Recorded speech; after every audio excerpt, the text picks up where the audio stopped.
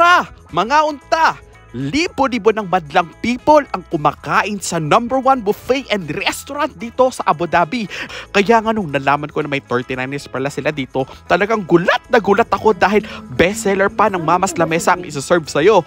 Unahin natin sa balbakwa, pang Bisayang recipe yan. At tiyak mapaparami ka talaga ng kain sa lambot at linamnam ng pagkakaluto nila. Sabaw pa lang ulam na. Maaalala mo talaga nung kabataan mo kasama ang pamilya mo sa lutong bahay na to.